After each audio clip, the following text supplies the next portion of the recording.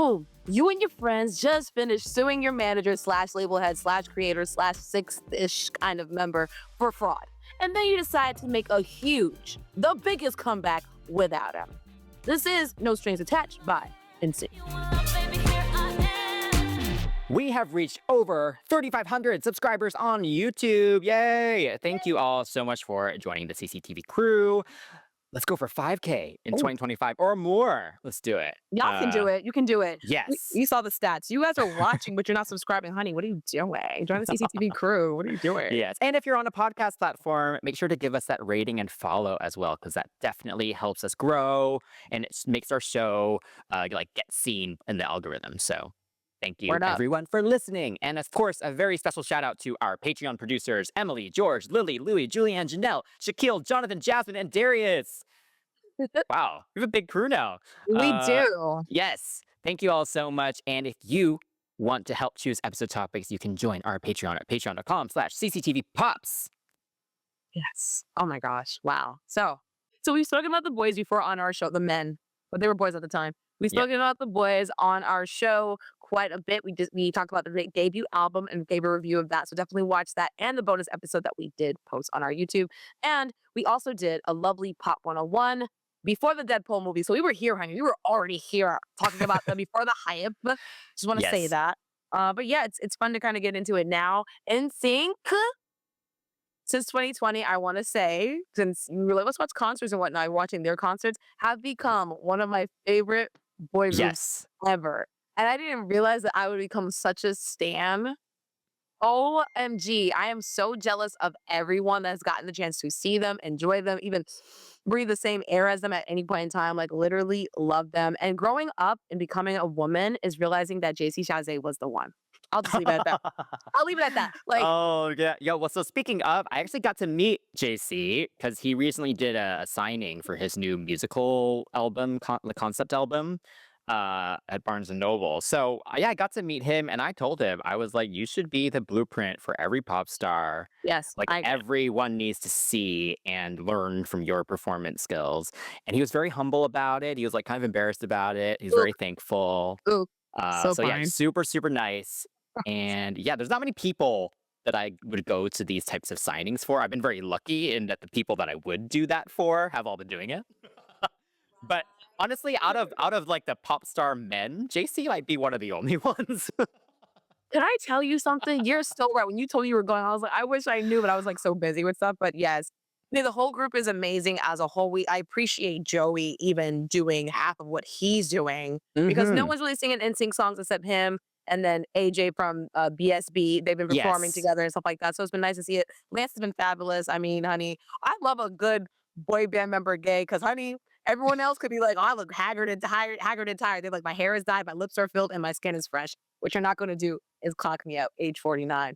Go ahead, Lance. And of course, Chris was doing a lot of writing and singing. You know, he's been performing some of the old stuff too. I think he was on one of those like Y2K tours recently. Yeah, and there was a video of him. I think he put on like the goggles and like. I love it. He is so unserious. Yeah. Oh man. Okay, so very excited to get into their No Strings Attached album, which was their third studio album, which followed their self-titled debut and the winter album.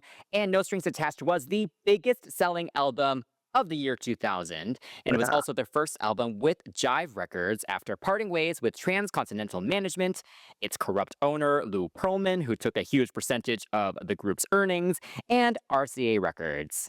The album's title is a play on the idea of being free from corporate control and establishing their own identity. And during a car ride in London, NSYNC's Chris Kirkpatrick was inspired by the song I've Got No Strings from Pinocchio to come up with the album title No Strings Attached.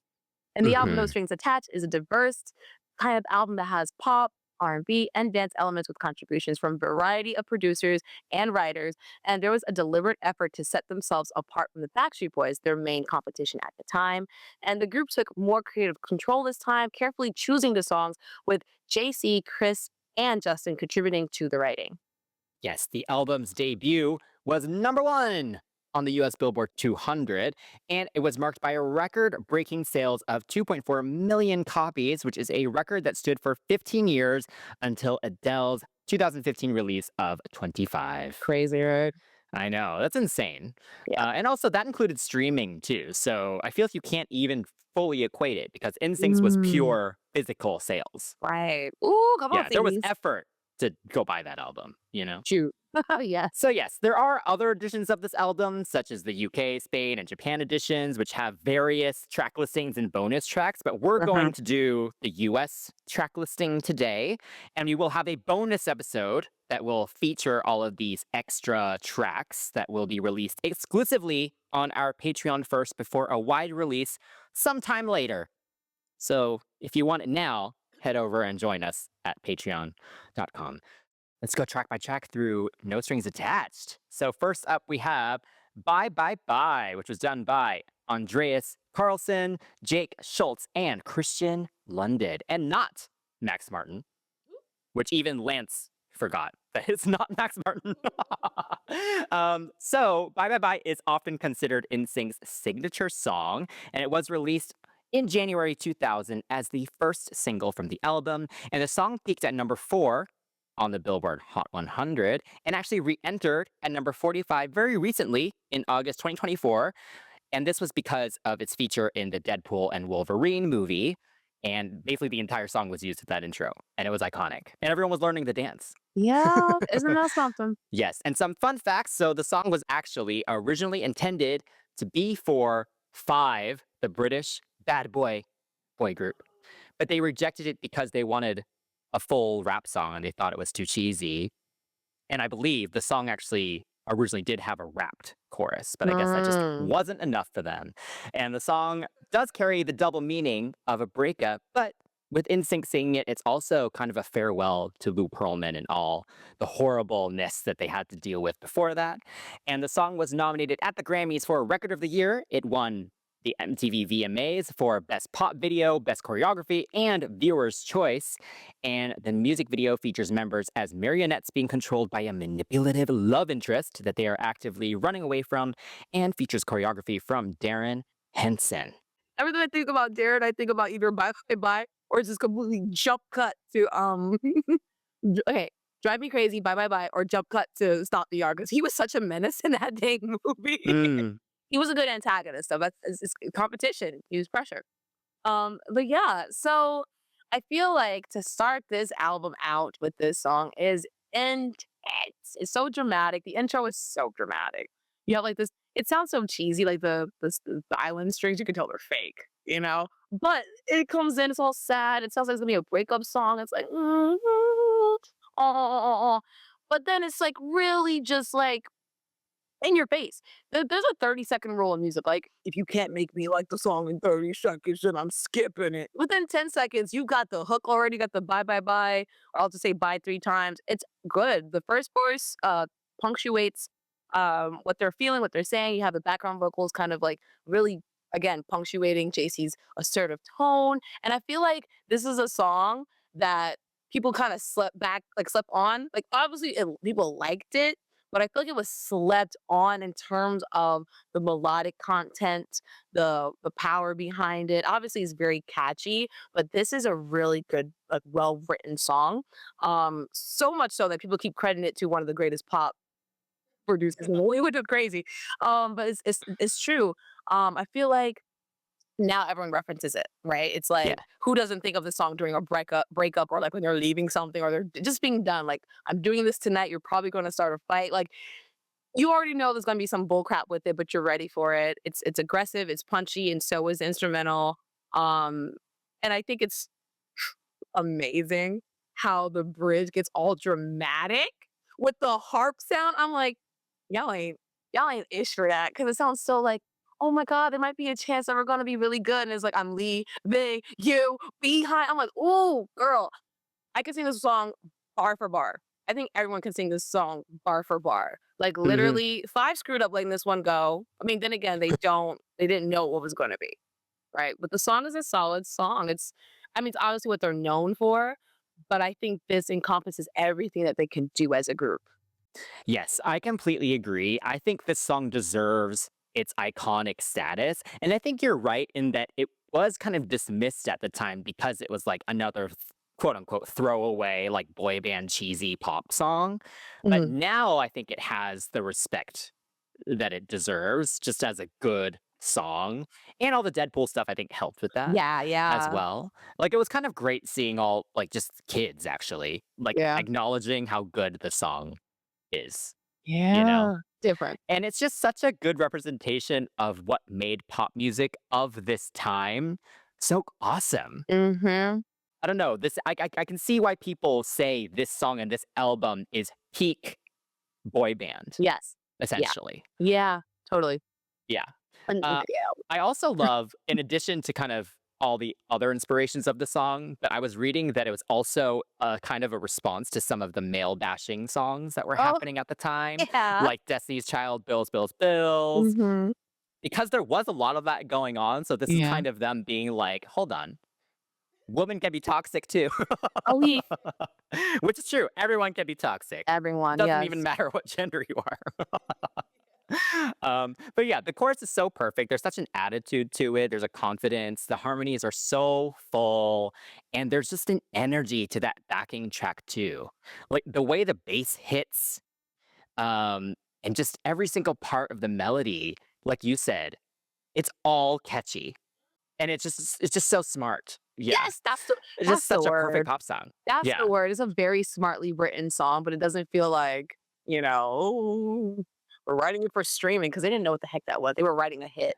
yeah, That's it. That's it. yeah. And the music video. Yes, and the music video, of course, also Ugh, brilliant. I yeah. mean, the whole marionette puppetry Yeah. thing, Yeah. obviously, it makes sense with the album title and the whole Mm-mm. album concept.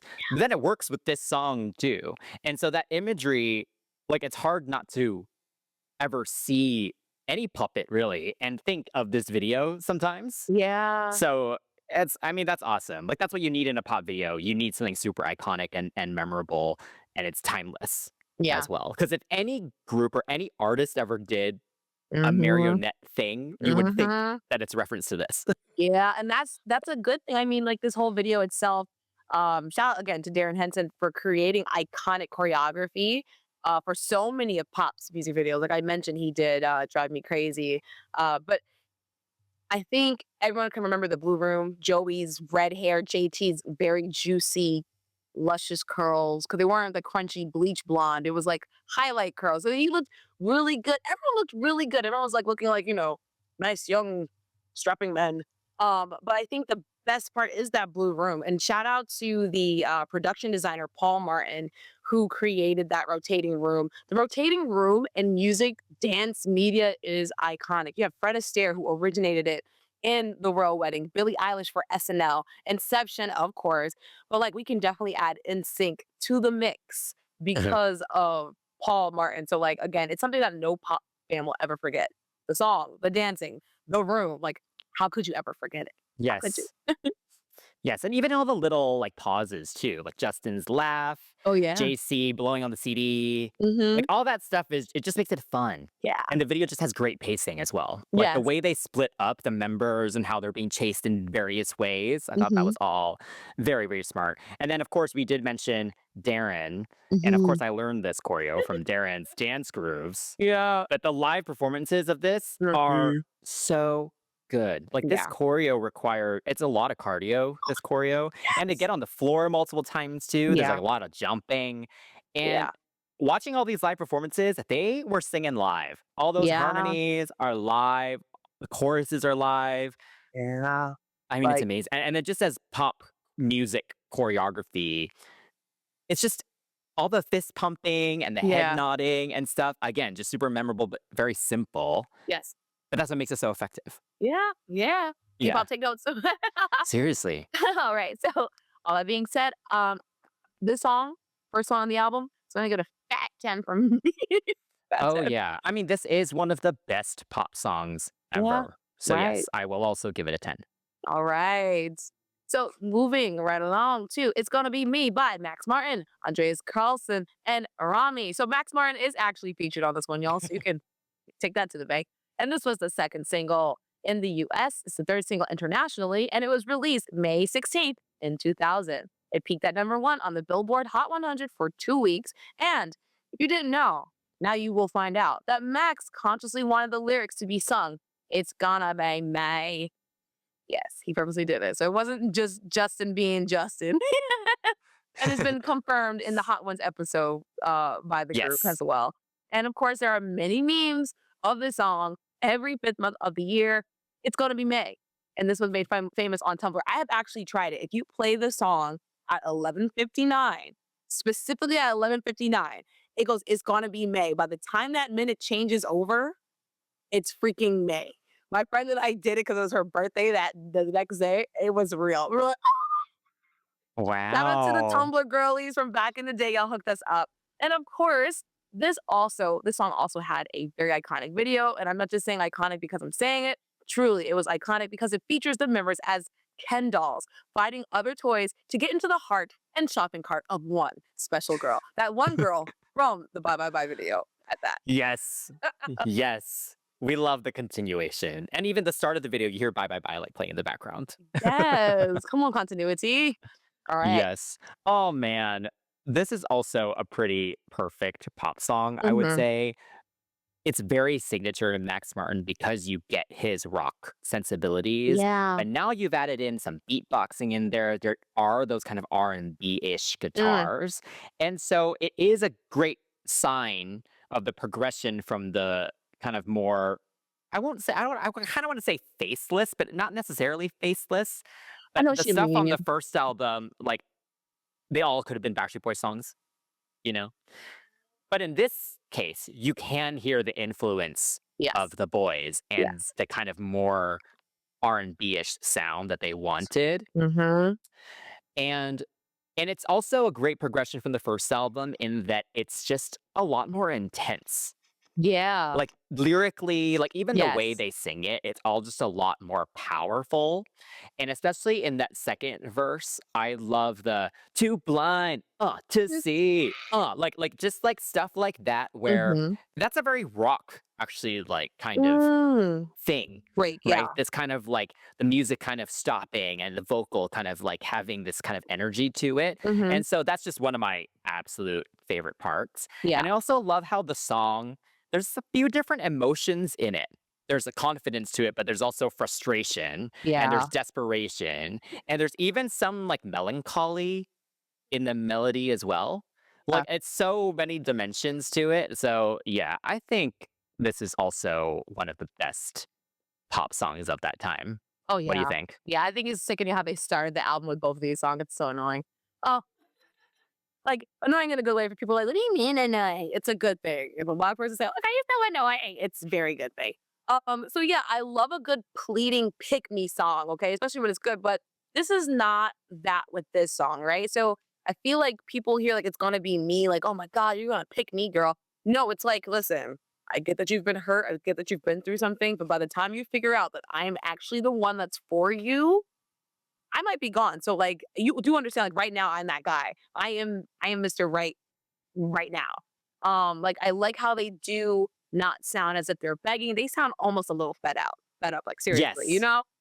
which gave it more of an edge. And I don't think people realize that. You see, boy band people are making all the little comments about all these other things. "Oh, I just want to get it," but there's an edge to it that I can appreciate. I'm going to say this now. I keep saying I'm gonna say it once. I'm not gonna say it once. I'm gonna say it on forever and ever. JC Chasez, Mm. he takes this home, okay?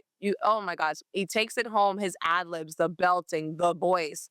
I think these two singles, Bye Bye Bye and It's Gotta Be Me, did a really amazing job of differentiating them from BSB, who had already released what Black and Blue, which is nowhere near this in terms of sound, which is really good. But Mhm. also, it's like we dance. Like, yes, we all Yeah. sing really well, but like we dance. And this song moves, it grooves, and it just keeps going. And then when you need them to actually sing, they do in that bridge. You get that 5-part harmony Oh, that everyone recreates. I've done it. Like legit, I was in a dance class. There was 5 of us. There's 4 girls and myself. And the song was playing. I said, ladies, come on. We were in a deep lunge on the ground. And I was like, come on, y'all, it's gonna. And it just picked up. And I was like, it's gonna be me. Let's freaking go. Switch legs. Oh, so it's like this song is undeniably good, and that's a testament to that. And of course, the video. Mhm. Why was this not referenced in the Barbie movie? It looks so good. Where were these Kens in the Barbie movie? I would have. Hello, where are these Kens? Oh my gosh, do you think about the video with this song? Because I think about I do. the dance scene a little bit more than I do the Ken scene. Oh, okay. Yeah. I think of both because Okay. obviously, like I think Toy Story was only released a few years before this too, or Mhm. I forget when Toy Story 2 came out. But anyway, like this whole kind of like doll thing was like I don't know, just very memorable at the time. Yeah. And the way they did the makeup and hair is awesome. Like the Sickening. hair actually genuinely looks like it's like super like Yes. plastic and Yeah. hard. Um, and then I love the way they use a weird frame rate so that they'd kind of be like robotic with their Yeah. movement. Like I love that Yeah. dance scene at the end when they're dancing the chorus as the dolls. Like I think that's so yeah, because it's just so like jittery.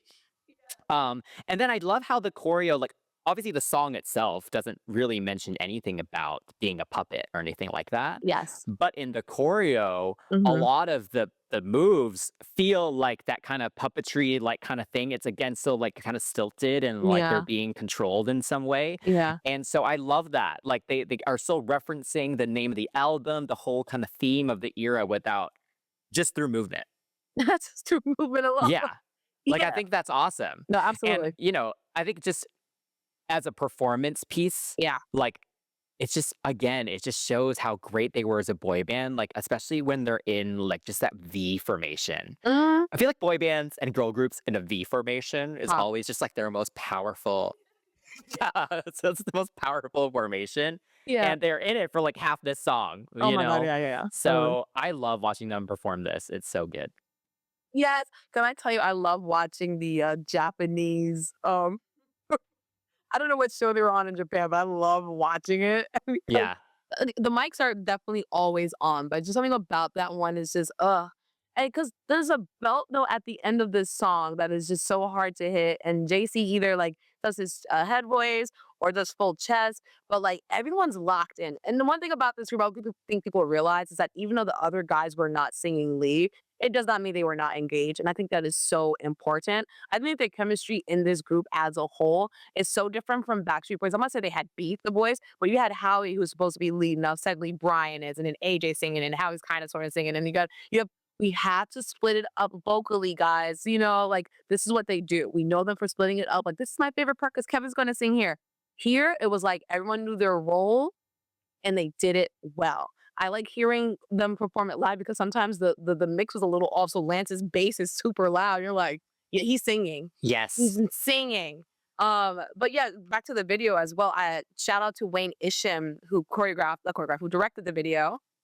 Because he didn't come up with the treatment alone. NSYNC actually did, but he made it come to life. And at that time, Wayne Isham had directed Bye Bye Bye, obviously, but he also did Aaliyah's Try Again video. So he was making a lot of good videos that Mm. one year. Iconic videos, great vision. So it's really cool to see how NSYNC is now in charge of their careers. They gave Yes. Perlman the boot. So like the humor, the dance Yes. scenes, they were perfect for the group's sensibilities and abilities. And I think people don't realize it. And now we get the chance to actually look back and be like, wow, it's going Yes. to be me. They were them. They were those guys. Like Mhm. for real. Also, just a quick note, going back Yeah. to just the vocals and giving every member kind of their due. Pretty much throughout the whole album, they do such a good job of mixing everything because you really can hear all 5 and kind of all the very intricate harmonies that they have. Yeah.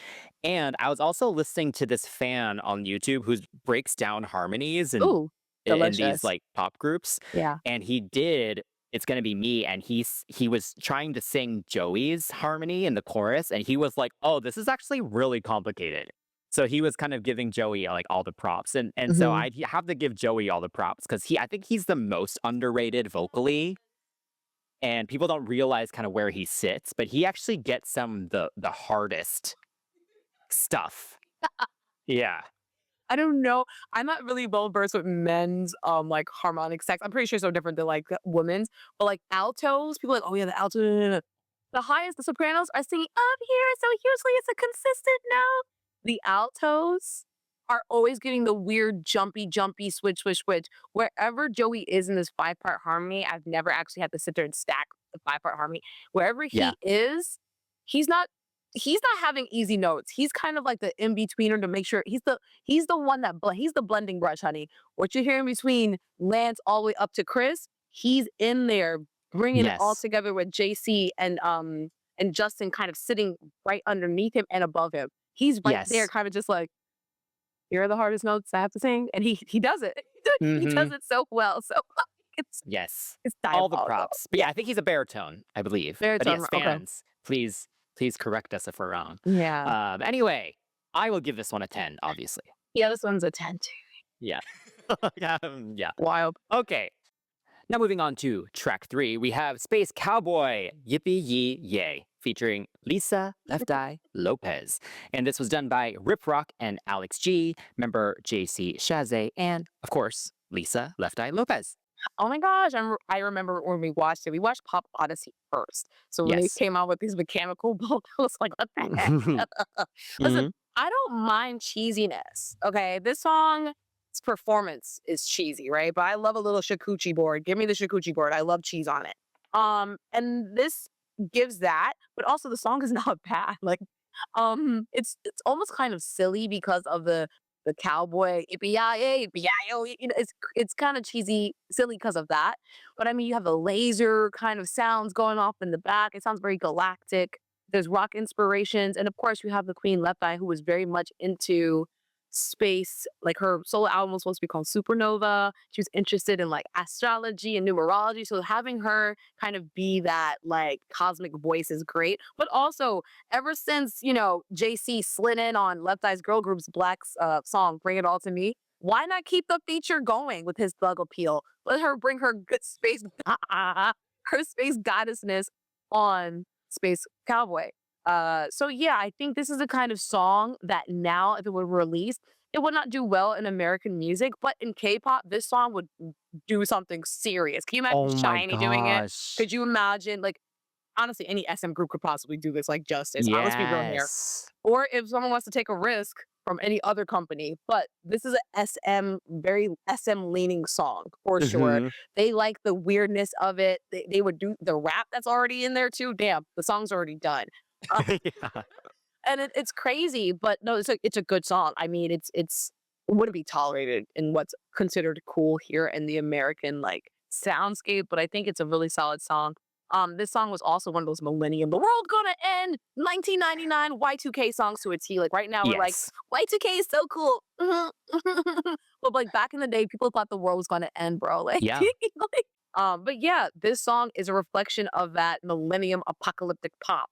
And Yes. but it's not like, oh my God, the world's gonna end. It's more Well, like we just loved space at that time that too, too, right? exactly. Star Wars Yeah. Episode 1 had come out in Yeah. 99. Titan AE. Like, yeah, the whole space thing Yeah. So was also a thing. it Yeah, so fits. this is definitely Yeah. of its time for sure.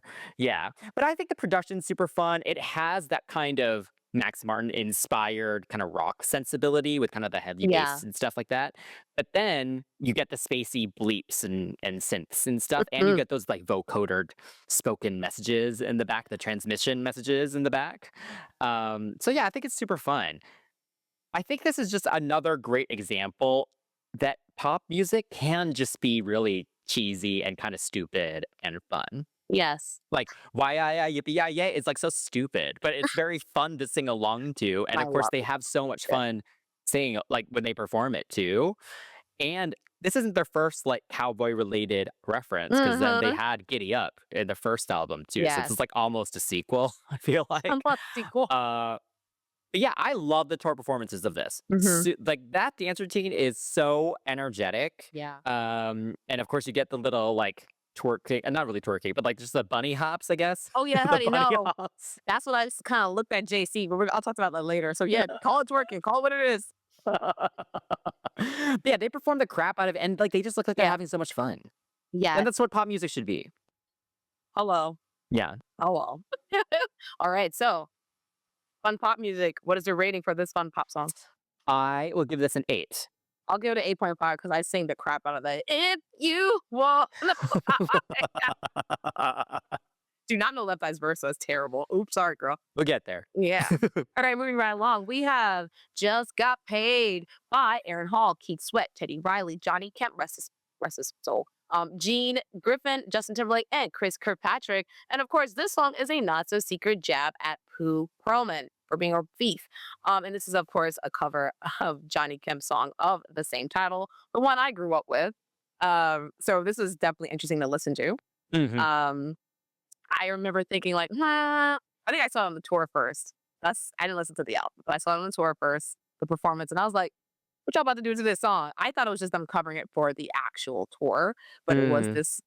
It was actual album track. I thought to myself, this better be good when I listened to the album track, and it was like it's fun. It's a great song to kind of let loose to, but also kind of throw a little jab in there.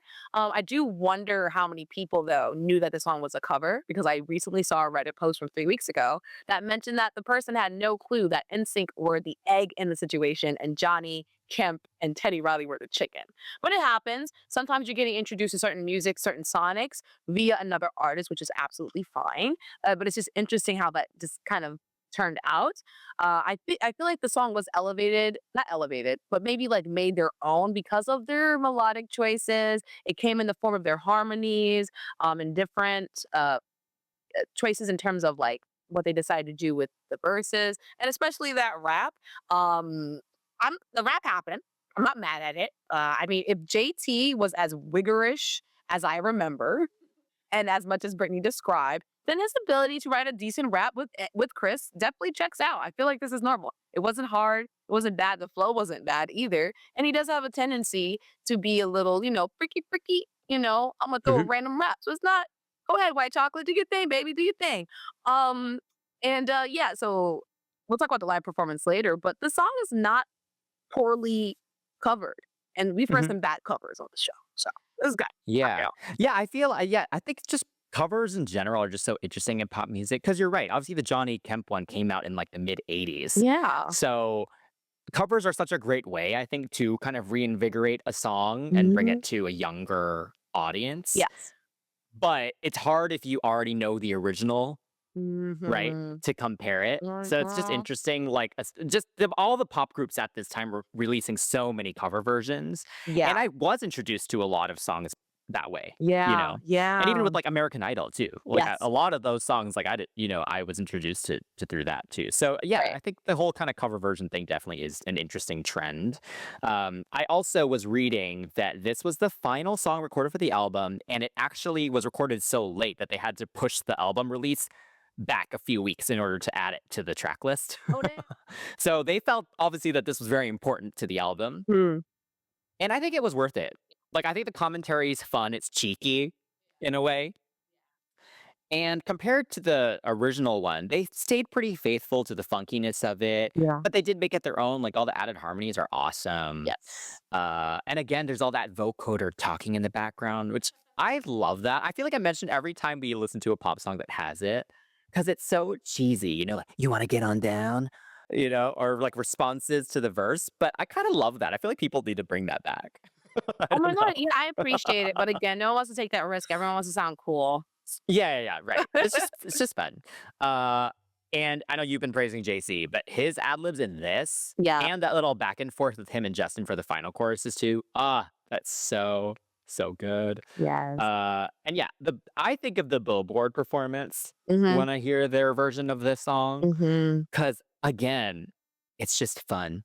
Like Yeah. it's just so silly. Like all the props, like the cardboard car, Yes, I love that that car. weird bar fight that happens in the middle. The cardboard And butt. then yeah, and then they do this, like, insane acapella Yes. moment. The You get a money dance break. songs. Yeah. Yes. So good. It's just again, it's what you want. Like, I feel like all the current K-pop groups need to watch that, Yeah. and Yeah. some of them just take it too seriously, or I think a lot of music artists take it too seriously right now, Yeah. Yeah. I and this mean, is just yeah, a great example of just it doesn't need to be that. it's so true. And honestly, and this is gonna sound terrible to some people, but like this was the performance that made me go, JC Chazé, I am so sorry I ignored you because literally watching No Strings and they said, shaking booty. No, yeah, something about shaking booty all around. And I was like, no one pops their butt like JC Chasez. I mean, listen, I know better than a man when I say this, but like he was popping. He was popping it. And I know that's so wild to say because he can sing his butt off. They were all singing their butts off. He's running across the street, he's still hitting notes. But honey, his fervor, his dedication to making that thing jump, uh, made him earn this 8 for this song. Yeah, I agree with you. I'll also give it an 8. All right, moving on to track 5. We have It Makes Me Ill, which was done by Candy and Kevin Shakespeare Briggs. And according to Candy, the group considered making the song a single, but it never happened. Mm. But Lance has actually recently said that it's one of his favorites, or maybe the favorite from his discography, or from their discography. And the bridge of Ariana Grande's song, A Breakup with Your Girlfriend, of course, features an interpolation of this song, and they did perform it with her at Coachella a few years back. Word. So what do you think of It Makes Me Ill? Should it have been a single? You know what? Maybe, because the other single that they have on this album, I'm like, okay, let the ballad have her moment. But maybe, shout out to Candy and Shakespeare. They were dating at the time, if I'm not mistaken, but they did Bills, Bills, Bills, No Scrubs, Bugaboo. Like, they were a great writing duo, and Mhm. they made good songs with undeniable single potential. I'm like, yeah, man, every song they were writing was a single, so they were doing something right. But this song really, really embodies what happens when someone spins the block on you because they regret letting you go. I'm saying like I like experienced this. I did not. But my point is, it's annoying when my friends tell me like, "Oh my God, girl, guess who just said he misses me?" Oh, sir, what are you doing? But I think it's so funny. The whole I don't know what I've got until I lost you. Also, your boyfriend's whack. That's hilarious. That first verse, Justin is dragging that new boyfriend to filth. He's like, I saw that my competition is slim to none. I was like, sir. I said, sir, excuse me. I will say the song does have like a weird like moment for me in that bridge section because it just switches in a way that I don't know how to describe it, but it just loses a little bit of its energy or like it tries to give it, I don't know, but there's some weirdness happening because the used to be my girl, I know the line. Like the OJ, she used to be my girl. It goes Mhm. up. This one goes, used to be my girl, my girl. And I was like, I guess, whatever. And it just Mm. didn't go anywhere compared to the other parts of the song. And Candy could write a better bridge. The boys could have written a better bridge. It just feels very I think they like, just wanted to show off the harmonies there. yeah, but then Yeah. the harmony, the way they were arranged just went down as opposed to giving me like a little bit of more of a like catharsis. It's Mm. more just like, oh, I'm kind of sad, I think. Like I don't like the way the note sat in my ear. That's just me. So a little anticlimactic. But Mhm. you know, aside from that, I enjoyed the song. Yeah, I think this is one of the most obvious examples of where the sound was going to go. Mm-hmm. Or where their sound would end up when they Yeah. got to the Celebrity album, because Yes. I think it actually fits on that album as well. Yes. Because it's definitely one of the more, I don't wanna say mature, because lyrically it's not that mature, but I think sonically it feels more mature Because it's maybe. so minimal. Yeah, and there's those No. kind of affected guitar strums and the drum Yeah. pad patterns that are just so of that time Yep. too.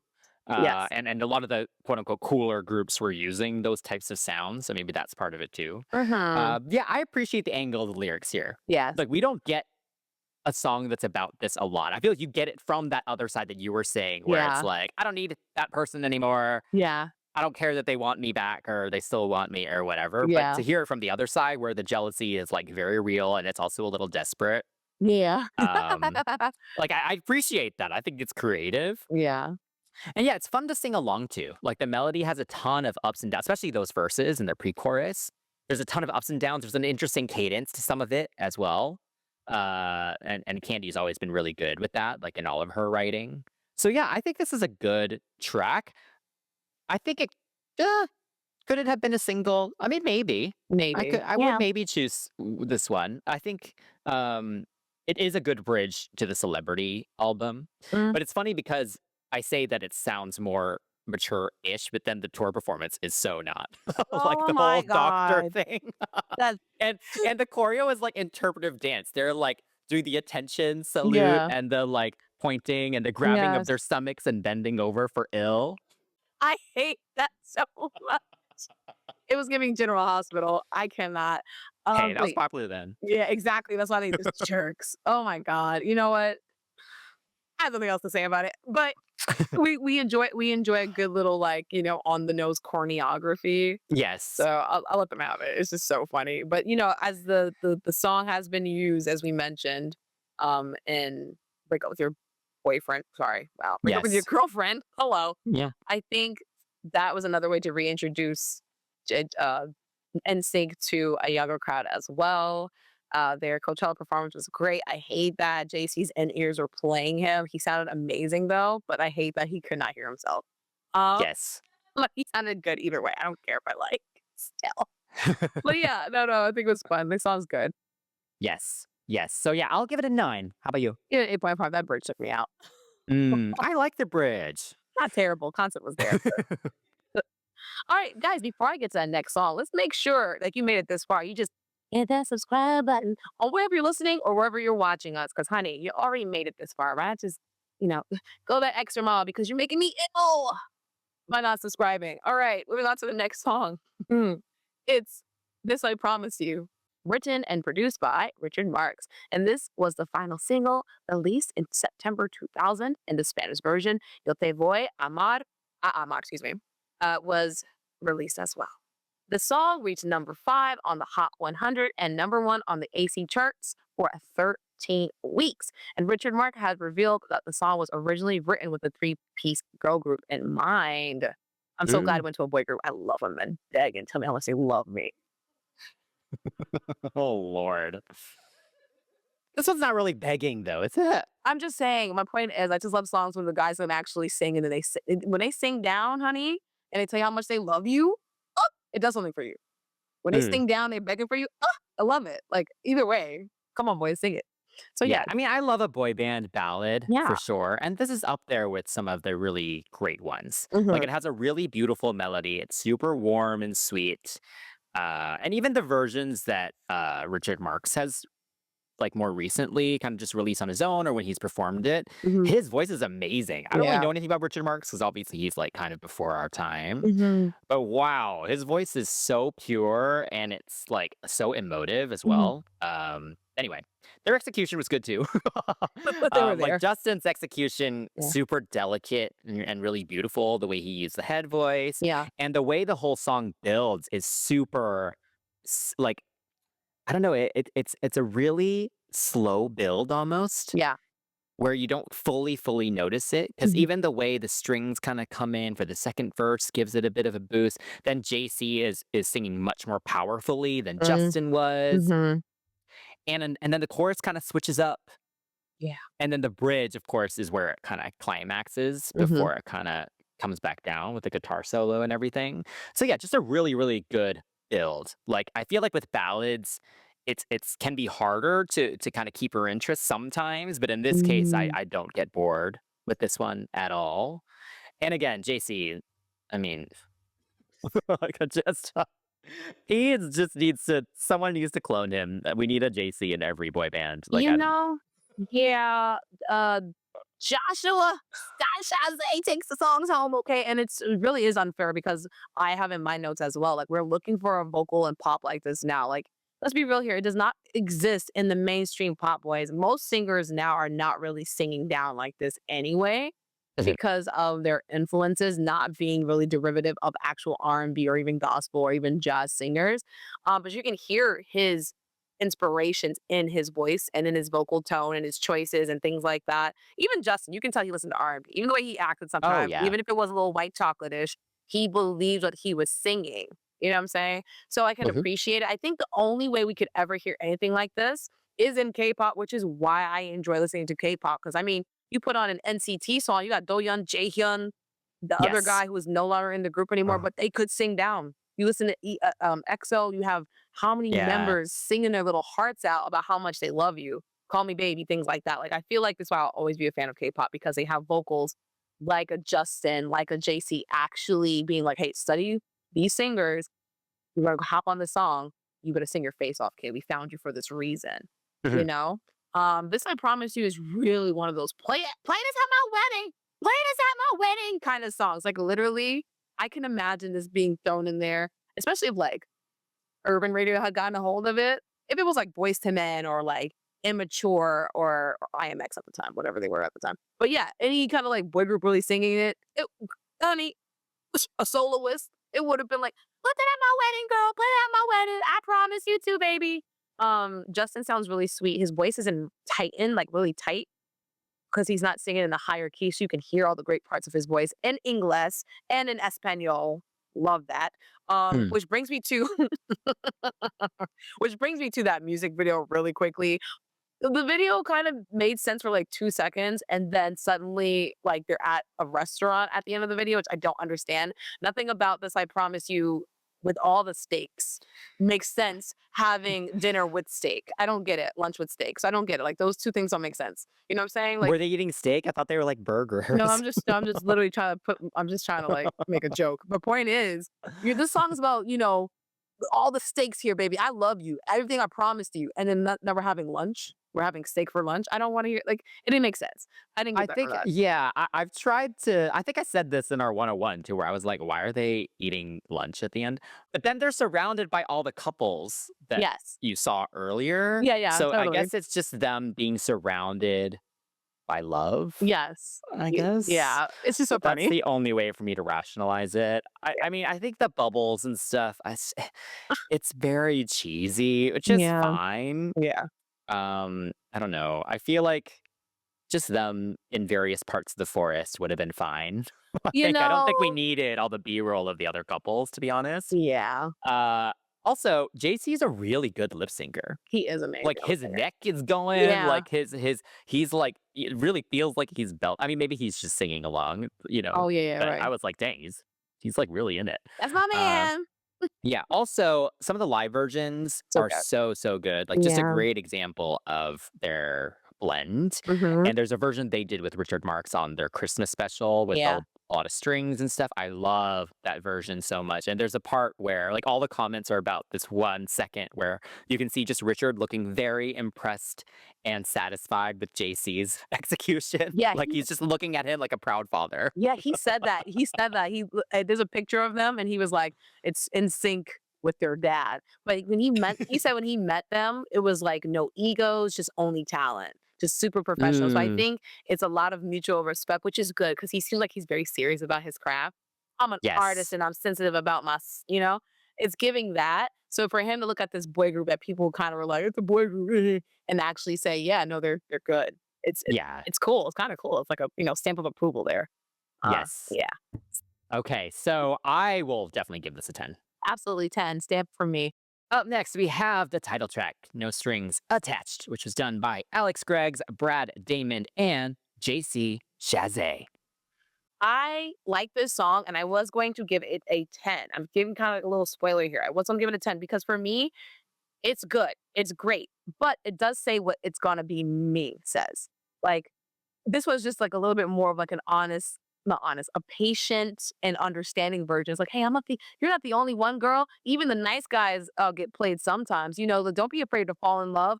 I'll give you my love, no strings attached." It's pretty much saying the same thing, but just in a different tune, but the tune is really good. But because the thematic elements are pretty similar, I just like, okay."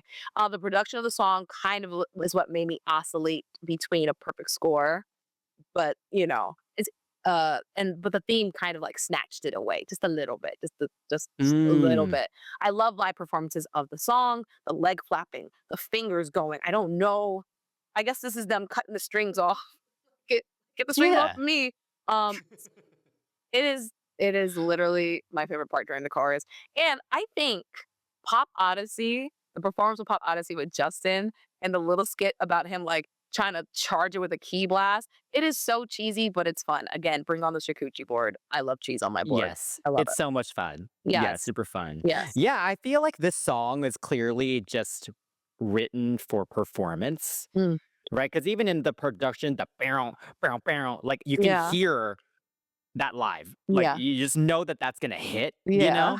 And so I feel like, yes, maybe it is a little similar to kind of some of the other stuff, but I can Hmm. see in their inspiration, they were like, we need a really powerful song that will just go off live and Yeah. encompass the whole theme of this album. So I think for that, I feel like it's definitely effective. And yeah, I feel like the vocal choices made as well Mhm. also kind of contribute to that, right? Like they have like the "Baby, you're not the only one." Like they have like the MJ like kind of like Yeah. extra breast and like again sound very like an extra kind of just push in all of it. Mhm. Again, it just kind of feels like it's made to be sung alive. Mhm. Yeah. So yeah, I don't know. I think it's great. I think it's pure energy. I think it's a great pop song. Performance track. Let's get it. Hmm. Yeah. So for me, I just gave it a 9.5. I guess it almost hit a 10, but it's the same themes. Yeah, I'll do 9.5 too because I don't think it's as good as some of the other singles and stuff, but it's great. Yeah, Yeah. yes. Up next, we have Digital Get Down. This was done by JC, David Nicole, Vite, Ren, and and Rip Rock and Alex G. Ooh. So Digital Get Down was mentioned a lot in the album reviews because at the time, people were surprised by the lyrics since they were about cyber smeks, which is not like a new topic, which is so interesting because it's like, Well, it was then, right? no, because I mean, it depends on what you were listening to. Like, because for me, I heard computer love, right? That's Roger Zapp. It wasn't like cyber, but he was being like computer love or falling in love. Like you're like Yes. my computer screen, like that whole idea of the talk box, which is incorporated in this song. And then also me being a TLC fan, like obsessed with like Left Eye. When they were making fan mail, she came up with the concept that Dallas and the rest of the girls were like, "Girl, no." It was called Fantasy, which is fantasy, which is meant to be like a digital voyeurist experience that is adjacent to what JC and his writers partners are suggesting here in this song. So I guess it depends on your frame of reference and what you're interested in or what you've heard first, chicken or the egg kind of situation in terms of music. But for me, I was just like, is it really that scandalous? But I think in the terms of a boy group who came from this, I guess what you would call bubblegum pop machine, Mhm. singing now as 20 something year old men about having digital dirtiness and cyber coitus, that's like, oh my gosh, you have such young fans. This is crazy. This is dirty. You're telling them to show them your body and get on the phone right now. And oh my goodness, it's so dirty. But honestly, for me, all I can think about with Digital Get Down is how JC at the No Strings Attached concert made the glass floor mother. Hello, can we talk about it? Oh my God, delicious. But let's be real here. Digital Get Down is the direction a lot of people are going in terms of like their webcam usage and like, Yeah. the fringes of the online world. Role players were kind of already doing it too, kind of sending each other like lovely emails that were actually like, this is what I would do with you. Instant message, like right then and there. The song is risque, I get it, but they're 20 something. They are at the age where they want to kind of get a little nasty. The lyrics are clear, excuse me. The lyrics are clear about the lustiness. The verses paint a really good picture, but all that aside, even JC's thrusting, it's not a strong chorus. It is not a strong chorus. The chorus is not strong enough, even with all that crashing in it. It's not strong enough for me to be like, wow, this song is like everything I need in my life. The ending is fun though, and I do appreciate the beat switch up and the performance, like with the how you say, como le dice, like the what is it, the treadmill that they're on? What's that thing called? Oh, the Conveyor conveyor belt belt. kind of thing. Yeah. Yes, yes, because Yeah. honey, Yeah. Yeah. that I enjoyed. That's it. I like Yeah. not the chorus of the song. Yeah. I think the reason that it was so scandalous at the time was more so because their fans were very young. Yes. That's what I said, Yeah. yeah, yeah, that's what I said. Yeah, less so because Yeah, of them, yeah. yeah. But it's funny, like, even in all the more recent interviews that JC has been doing because he's been promoting this, like, musical concept album, everyone Mm. always brings it up, Stop, you get out know? of here, I love that for him, Yeah. good. Always like, "Oh, you invented cybersex." Or popularized it, he That popularized is it. so cute. But yeah, I appreciate the experimentation, at least, Mhm, the kind yeah, of vocodering and all that was still relatively fresh and different at the time. yeah. There's some interesting synths and stuff in the production. But yeah, I pretty much just agree with you on all this that it's the melody is just only okay for me. Yeah. It's just a bit repetitive and doesn't really go anywhere.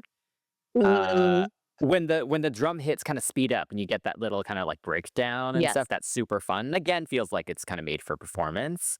And the choreo is fun. It's actually quite intricate. Like they have to Mhm, be quite sharp with kind of the robotic stuff that they're doing. yes. But yeah, not a fave for me. So yeah, I gave this one a 7. I'll match you this time. I'll match you this time. I won't be nasty because I don't think it's a terrible song. I just feel like there's just not his best work as a songwriter. Yes. Yes. Okay. Moving on to Bringin Da Noise, which was done by JC, Shazay, Vite, Ren, and Rip Rock and Alex G yet again. Mm-hmm. So this one definitely feels fillerish. Mm, Uh, mm, and again, it does feel like we need more songs that could potentially just go off on tour. no. But then they never actually performed it because it's just not as good as most of the other songs Mhm. on this album. Yeah. Because even you can kind of tell there's like a built-in dance break. Yeah. There's like chants in the chorus Oh, that yes. that feel like they're made for audience participation.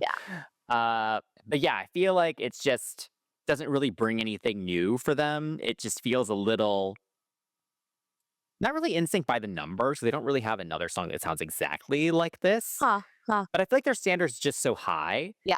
that when you have just a decent pop song, Mhm. then it isn't that good In terms of because their standards so comparison. high. Yeah. Yeah. Totally. That's so funny because I was thinking about this song. Um, honestly, there's a song on the bonus tracks that we're going to talk about on our Patreon, which is I'm not to plug it again, but just why you guys should definitely come to it because I'm going to talk about that. I feel like there's a song in the bonus tracks or like the international releases that I feel like could have swapped out with this one, honestly. But since Bringing the Noise is here, I feel like it's like Here We Go's older brother, but not even as effective as Here We Go, because Here We Go embodies their vocals. It's not just JC either. I was actually kind of surprised it was just JC here, but it's not self-referential, obviously, but it has that jock jam feel to me. It just feels like something that could be played at a game. It sounds of its time in terms of like whatever decade they were trying to embody. And also, I remember this song because it was featured in a Disney Channel original movie called The Other Me with Andrew Lawrence, where he makes a clone of himself. And in the scene, he's dancing. Him and the other kids are dancing on tables. I thought that was the coolest thing ever. But yeah, this is a fun song where JC really held it down on his own. I will say it felt a little solo track-ish. Is it a bad thing? I don't know. I don't think so because obviously he can sing. But this is that moment where I'm like, okay, was this a demo that you probably really killed and was like, hey guys, I have an idea. And they were like, hey, just throw it on there. It's great because why not have Joey on it? Why not have Chris on it? Who those two, their personalities alone would be great for this track. It's very unserious, very performative. Why not have them on it? It may not be as snexy as Digital Get Down, or maybe you could have had Lance do some bass moment there, whatever. But it's upbeat, it's high energy, and those two guys are the members I think of when I think of Crackhead Energy. Like they are absolutely perfect for this like Mm. fun, sporty, jock jammy thing, and they could have had a moment. I will say between this one and Digital Get Down, I appreciate the slight difference in his song arrangement. There is no bridge. The chorus does repeat an incessant amount, which leads me to believe that the song was a demo that he created. They loved it and fleshed out. It's not a bad thing. But it's also missing something other than dance breaks and such. So it's kind of like I like it a little bit more because of how it's arranged, and also to what you were saying, they have better versions of what they've done with this. And the songs before this one were almost so good that this one's like, okay, nice try, sweetie. So Yes. it's like But even then, I still enjoy it though. Like I would never exactly, skip this when it comes on. I still sing exactly. along to it. Exactly. It's like this Yeah, weird like brother thing where it's like, okay, it's cool. Like older brother, right. younger brother. That's But not like as this could have cool. been a single for like another boy band. Maybe, Like yeah. it could have been a Yeah. successful single for another boy band. I think NSYNC is Mhm. just so good, Yep, you at this know. point, yeah, Yeah. exactly. So I'm gonna give it a 7.5 because again of the reasons I mentioned, but 7.5. Okay, I will go an 8 just because I actually do like it. It's just not as good as some of the other tracks on the album. So Up next is That's When I'll Stop Loving You by Diane Warren and Guy Roche. And this was the first song recorded for the album around the time that the group recorded Music of My Heart with Gloria Estefan. And it was also by Diane Warren. So, just bring it all together. They recorded it around one mic, emulating the groups of the 60s. So you guys know that old school way we couldn't afford more than one mic. That's what they did for this one. So it's not that simple. oh, Diane Warren. Oh man, the Mm, ballad queen. word up. Yeah, Word the up. song is very pretty for sure. I think it is their vocal execution that Mhm. elevates it to something more than just a generic ballad. Yeah. The harmonies are super, super beautiful, and I have to shout out Chris for this one because he's Yeah. super prominent on the highs. Yes. And there's some really great moments, like in that the bridge. Oh yeah. You can really hear him very prominently. Hmm. And then JC and Justin have great harmony moments as well. Yeah. Like that part before the final chorus where the music cuts away and you Oh, get them doing that's when I'll stop that part. yeah. Just so dramatic. And that's for sure the highlight of this song for me. What do you Totally. think? Um, welcome back, Justin. Nice to hear you. Because bringing the noise, JC was like, "This is my song." So yeah, I can. But my joke is kind of just bringing it back to my point where it's like I can truly appreciate the combination of the JT JC mix. Like we need that dynamic to create sonic, I guess, difference. The feeling, the ethos of the music kind of is embodied with both their voices, but they both approach it in such different ways. And it's like you can hear it. Oh my gosh. I will say I like the verses and the pre-hooks parts way more. And I pay attention to them more, especially because JC built over the chorus in the verse too. In the second verse, excuse me. But like in the choruses, like the melody is not really like okay. It's Yeah. there. The sentiment is very sweet. It's like until the world ends or like until pigs fly, basically, I'll love you, right? Like it just Yeah. kind of give you that idea. Something about the song does remind me of Thinking of You from the debut album. Oh. Something about the melody, right? Which made me think like, oh my God, interesting. I'm curious how the song would have sounded with Chris on verses as opposed to only harmony, because he does have like that more pure, like innocent voice, and the song sentiment is more innocent. And because Thinking of You had Chris, then Justin, and then JC like bring it home, it felt like it was building a little bit more. With this one, we're Mhm. following that same structure, cool, cool, cool. But when finally we get to that bridge, it's like, oh my gosh, like the bridge is the only thing really giving me like, ah. I enjoy the sentiment for sure, but I think I needed a little bit more boys to men overall in the whole song, not just toward that bridge. Uh, yeah, JC and Justin definitely saved the song for me. That and then that bass drum at the end, mimicking a heartbeat. So that little tidbit at Oh. the end was cute too, and I was like, okay, all right, I'll give it to you. But aside from This that, could be a wedding song too. yeah, just at the end, you better cut to the end. That's when I'll stop loving you. You better give it to me there. That's when the lift happens. Oh, yes. Yes, yes, yes, after the costume change, because 'cause I'm not gonna get lifted up in that dress. Oh, man. So this song is a little down the road for me, so I'm going to give it a 7. Okay, I'll go 7.5.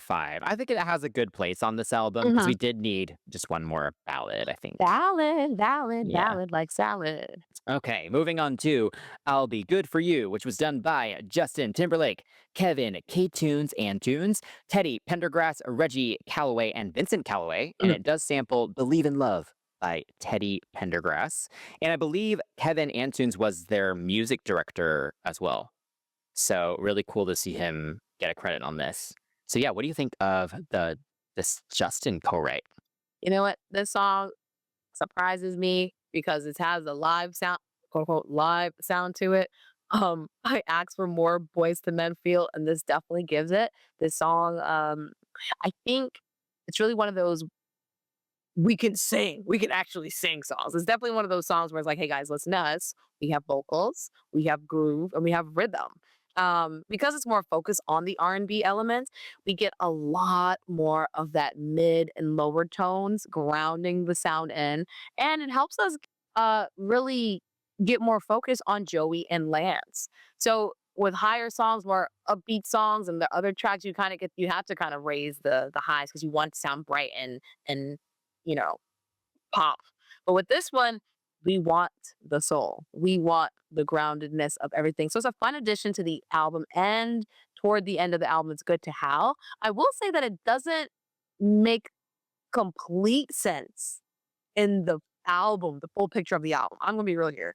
Uh, This live sounding track, this very R&B sounding track, it's giving 90s R&B singer, which isn't terrible, not terrible, but in the whole grand scheme of this album that's been bold with Swedish pop this and live inspiration here, that and then kind of sorta doing a cover that was R&B but not really having anything else that followed up with it until this track. It does not make sense in the full picture, but it makes sense to them as a group.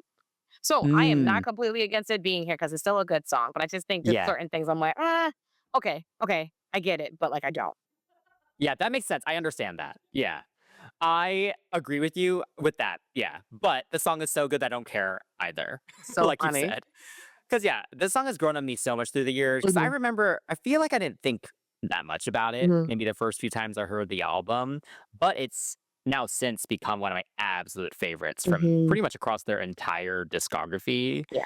I think the funkiness is really great. I like that the production is so different from the rest of the album and that it is a bit more organic with Hmm. everything. And the vocals are super, super smooth. Like, I just appreciate how relaxed and chill it is Yeah. because, as I mentioned for other songs, there was just such a push to be really powerful kind of in Yeah. most of the other songs. Yeah. And it's kind of nice to hear something that's just a bit more relaxed. Yeah. And I think watching them perform it and hearing them perform it on that intimate Christmas special Hmm. definitely helped me like grow that love for the song because the band is so good with the horns and the percussion and the harmonies are so good. And JC and Justin have some really, really great little ad Yeah. libby moments together too. And you can feel the teamwork because you can kind of see them kind of watching each other to kind of get the timing and everything. So yeah, this is one of my favorites. Yeah, this is a good one. I like it, but I just gave it a 9.5. Nothing terrible, but I did give it a 9.5. When you say a 9.5 is nothing terrible, when it's like one of the Yeah, best scores you can get. This is definitely a 10 for me, for sure. all right, moving on to the last track, the final track of the standard edition of No Strings Attached. We have I Thought She Knew, written by Robin Wiley. And this song is a fully a cappella track, written and arranged by their vocal coach, Robin Wiley. And the group credits her for helping to create NSYNC's sound. Hello. And they even spoken about it recently about how the song holds a special place for them as a group. This is one of the first songs that they sung back together in the mid 90s. And there is a demo version online from 1995 that also exists. So thank you to the people who upload that. It's also a rare occasion where members Joey and Chris get to sing lead vocals. So shout out to them once more.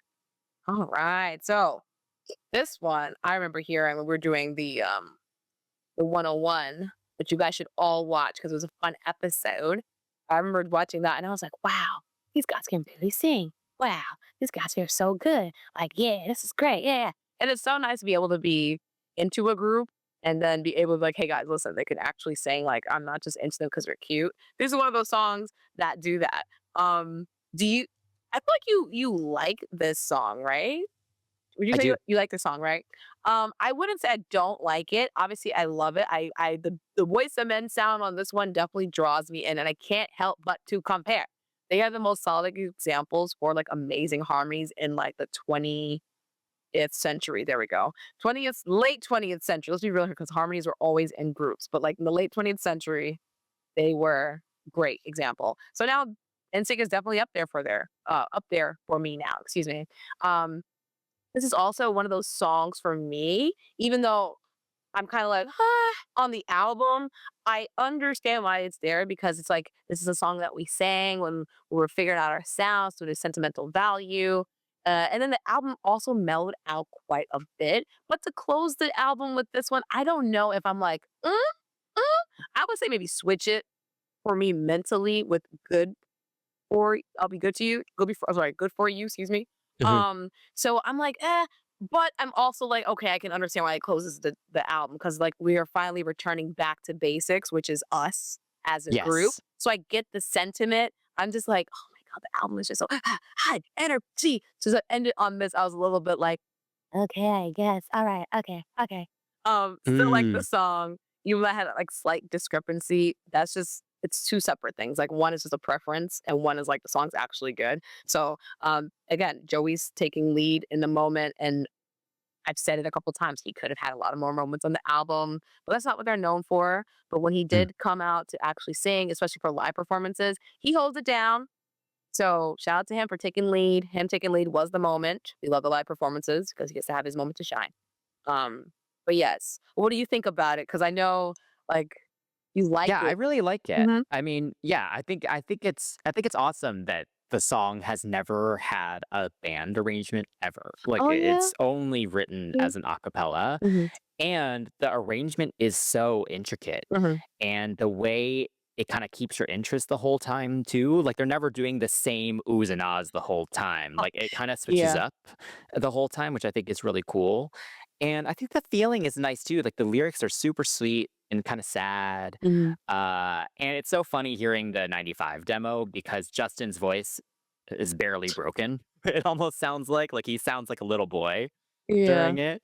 And it's great that you can kind of hear. Obviously, this is a very produced version that ended up Yes. on the album, but you can still feel the teamwork. It still takes so much skill to execute something like this well. Yes. And I think especially with the rise of Glee and everything many years later, and like I feel like the whole kind of harmony group kind of thing, Yeah. it lost its I get people just aren't as impressed by it Yeah. Yeah. anymore, which is Yeah. sad because I feel like I don't know.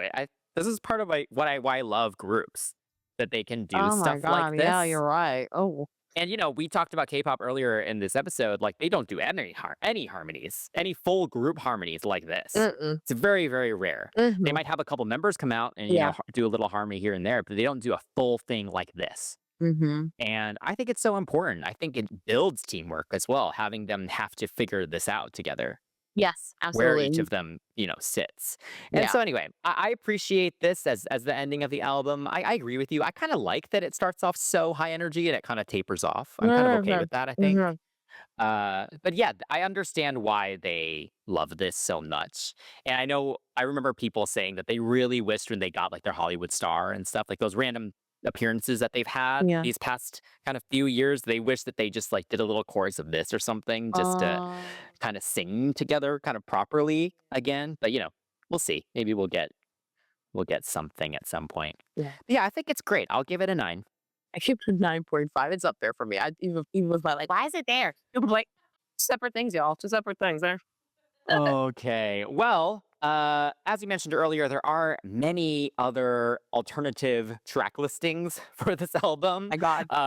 Some actual album tracks and then also some bonus tracks as well. So we will discuss those in a separate bonus episode that will first be released on patreon.com/cctvpops. So we're going to end the review here of the standard album, and we now have our cut or keep section. So let's do no singles. Let's Yes. say if you had to keep an album track, Yeah. what would you keep and why? So I would definitely keep No Strings Attached. I think again because it embodies the sentiment that It's Gonna Be Me does, but also maintains the sound of the singles that were already released very well. I think that No Strings Attached is the song that should be kept if I were to show anyone anything. If I were to warm up to any song and tell people this is NSYNC, it'd be this one. No Hmm. strings. Yeah. Okay, I will do I'll Be Good For You almost for an opposite uh I reason. get you. Like I feel I like it's get you. something different for their discography. So I Yes. feel like on kind of a track list, like a best of track list, it just shows Yes. something a little different for them. Yes. And so I Absolutely. love that. Absolutely. So yeah, I'll do that. And then for a cut, I would cut Digital Get Ooh, Down. that's valid. That's one I honestly tend to skip it. Oh, Sorry. oh, That's the only one. you know, that's Yeah. valid. That's super valid. Okay, so I would cut this tile because the album's really good. Like, what's the point of oh, you know what sucks? If it didn't have such a good bridge, I would have cut That's When I'll Stop Loving You. But I think I'll just notch you at this point. I feel like Digital Get Down is like the worst one on here. Mm, maybe. Maybe Bring In The Noise. I don't know. I mean, Bring In The Noise is okay. I really A still little feel fillery. I get yeah, that so too. I'll say Bringing the Noise just to kind of Okay. give us another one to cut out because again, I still believe there's another song on the international version that could have been replaced here and giving a Yeah. revamp. So bye, Bringing the Noise. Okay. Yeah. So that's so interesting that the first time you heard this album, or most of the songs on the album, was actually live. So I guess now going back, what do you think of the album overall? And what would your final rating be? I hate that there are no boy groups here in America, but I am okay with it not being American boy groups. Like I said before, I don't care if it comes from India. I don't care if it comes from Czechoslovakia. If there is good music, if there is even if there's no dancing, but if there's good music, good vocals, I am there. I don't care. If you're a good boy group, you're a good boy group. If you're a good girl group, vice versa. I don't care. This is a very good album for many reasons. If you close your eyes and listen, it's good. If you open your eyes and close your ears, they're moving really well. If you had all of your senses involved, it's good. Yeah. I mean, Mhm. if you like pop music, if you actually like pop music, you would like this song. This is one of those like, how can you not like it? Because it's true. How could you not like it? So my final score for this, I would say, because I gave it a couple sevens and almost gave it a 6 somewhere, I'm gonna give it a 9. I'm gonna give it a 9. 9. A 9. Sorry, Okay. because I like Is it. that final? Yes, it's a 9. It's a 9 because I like it better than. I like it almost a little bit better than Celebrity, but Celebrity's up there too. So just a 9. Mm, Yeah, I like Celebrity. yes. Yeah. Yeah, yeah.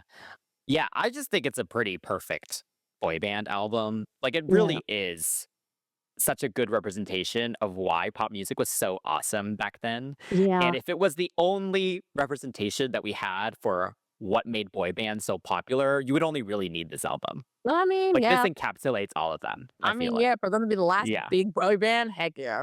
Yeah. So yeah, I'll match you. I'll also do a 9 Oh, as my full rating. Yeah. guys, listen, this was tough. Let us know why this album was great or not great to you. Let us know what your scores were. Let us know all that good stuff and let us know what songs you would cut or keep. Don't be mean. You have to pick one. Okay. Um, I'm gonna try to figure out a fan name, even though fan names were not a thing back in the 2000s, which is like, hey, we love them. And Sinkers is one. We have Sync Ups or the Sync Up, yeah. Or oof, is making Chris is giving Chris crunchy toes. He doesn't like it's cringing. It's cringing him. Up and then I need what's another one? NSYNC Lovers. Done. Problem Oh solved. Lord. I know, but here we are. And let us know in the comments what other albums you'd like to hear us review. You can also hang out with us and the crew on Patreon, and you can also message us at CCTV Pops on all social media. Don't forget to like, subscribe, and turn on those notifications for our YouTube channel. We're at 3,500 subscribers, honey. And you're not the only one. Help us get to 5,000, okay? Don't be afraid to fall in love, okay? If you're enjoying the show on a podcast platform, please give us a follow, a rating, and a review. Until next time, that's Chris. That's Chantel. And this is CCTV, and we're signing off for the Nonstop Pop Show. Bam, bam, bam.